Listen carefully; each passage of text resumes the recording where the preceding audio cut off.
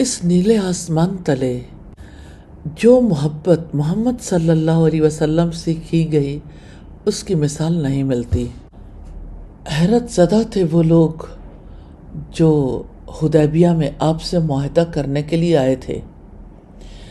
انہوں نے جب آپ صلی اللہ علیہ وسلم سے صحابہ کرام کی محبت کو دیکھا تو جا کے مکہ والوں کو بتایا، اس شخص کا راستہ چھوڑ دو، اللہ کی قسم ہم نے بادشاہوں کے دربار دیکھے ہیں لیکن کبھی کسی درباری کو ایسی محبت کرتے نہیں دیکھا۔ ہم قیصر و کسریٰ کے دربار میں گئے ہیں لیکن اس کے درباریوں کو ہم نے ایسی عزت کرتے نہیں دیکھا۔ محمد کو جیسے اس کے ساتھی محبت کرتے ہیں وہ اس کے وضو کے پانی کا قطرہ بھی زمین پر گرنے نہیں دیتے، آگے بڑھ کے جھپٹ کے اسے حاصل کرنا چاہتے ہیں۔ ایسی بے مثال محبت خود ہی سے وجود میں نہیں آئی تھی، اللہ تعالیٰ کی رحمت بھی تھی اور صحابہ کرام کی سمجھ بھی۔ محمد صلی اللہ علیہ وسلم نے اس کی تعلیم دی تھی۔ عن انس رضی اللہ تعالی عنہ قال قال رسول اللہ صلی اللہ علیہ وسلم لا یؤمن احدکم حتی اکون احب الیہ من والدہ وولدہ والناس اجمعین۔ سیدنا انس سے روایت ہے، اللہ کے رسول صلی اللہ علیہ وسلم نے فرمایا، تم میں سے کوئی اس وقت تک ایمان والا نہیں ہو سکتا جب تک کہ میں اسے اس کے والدین، اس کی اولاد اور دنیا کی ہر چیز سے زیادہ محبوب نہ ہو جاؤں۔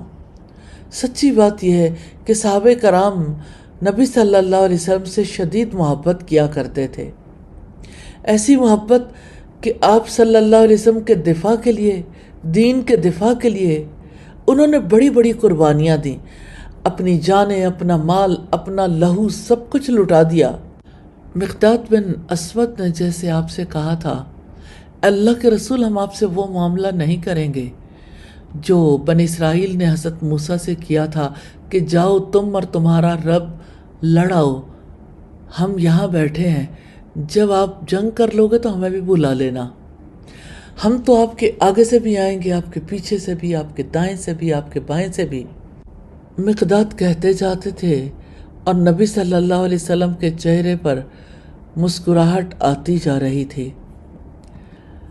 سچے محبت کرنے والے کو دیکھیے کیسے رسول اللہ صلی اللہ علیہ وسلم کو نہ دیکھنے کی وجہ سے اس کے دل میں گھبراہٹ آتی ہے کہ اگر میں جنت میں داخل ہو بھی گیا آپ کا دیدار کیسے کروں گا۔ ایک شخص اللہ کے رسول صلی اللہ علیہ وسلم کی خدمت میں حاضر ہوا، کہنے لگا، اللہ کے رسول بلا شبہ آپ مجھے اپنی جان سے بھی زیادہ عزیز ہیں، آپ مجھے میرے بیٹے سے بھی زیادہ پیارے ہیں، اور میں جب اپنے گھر بار میں ہوتا ہوں مجھے چین نہیں آتا جب تک کہ میں آپ کے پاس آ کے آپ کو نہ دیکھ لوں۔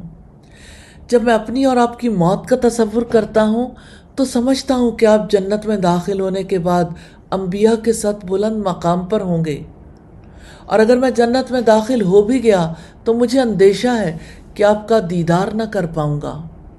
اس موقع پر جبریل امین تشریف لائے۔ نبی صلی اللہ علیہ وسلم نے اس وقت تک کچھ نہیں کہا تھا، اس کا جواب دیتے ہوئے کہا، من یطع اللہ والرسول فاولئک مع الذین انعم اللہ علیہم من النبیین والصدیقین والشہداء والصالحین، اور جو لوگ اللہ تعالیٰ اور رسول اللہ کی فرما برداری کریں گے وہ ان لوگوں کے ساتھ ہوں گے جن پر اللہ تعالیٰ نے انعام کیا، نبیوں میں سے، صدیقوں میں سے، شہداء میں سے، صالحین میں سے۔ اور یہ کتنے اچھے دوست ہیں۔ ایک دیہاتی رسول اللہ کی خدمت میں حاضر ہوا، کہنے لگا، اللہ کے رسول قیامت کب قائم ہوگی؟ آپ نے فرمایا، آپ پر افسوس ہے، آپ نے قیامت کے لیے کیا تیاری کی ہے؟ اس نے کہا، کوئی خاص نہیں، ہاں اتنا ضرور ہے کہ اللہ اور اس کے رسول سے محبت کرتا ہوں۔ آپ صلی اللہ علیہ وسلم نے فرمایا، بلا شبہ تم انہی کے ساتھ ہوگے جن سے تم محبت کرتے ہو۔ تب صحابہ کرام کہتے ہیں، ہم نے بھی عرض کیا کہ ہمارا بھی یہی حال ہوگا؟ آپ نے فرمایا ہاں۔ یہ سن کر ہم بہت زیادہ خوش ہوئے کیونکہ وہ آپ سے محبت کرتے تھے۔ تو آپ کی وفات کے بعد بھی انہوں نے اس طرز عمل کو جاری رکھا۔ اس محبت میں صحابہ کرام کی حالت یہ تھی، آپ جو بھی کرتے وہی کام کرنا شروع کر دیتے تھے، حتیٰ کہ انہوں نے آپ کی وفات کے بعد بھی اس طرز عمل کو جاری رکھا۔ سید عبداللہ ابن عمر کہتے ہیں نبی صلی اللہ علیہ وسلم نے سونے کی ایک انگوٹھی بنوائی، صحابہ نے بھی بنوا لی۔ آپ نے فرمایا میں نے سونے کی انگوٹھی بنوائی تھی، آپ لوگوں نے بھی بنوا لی۔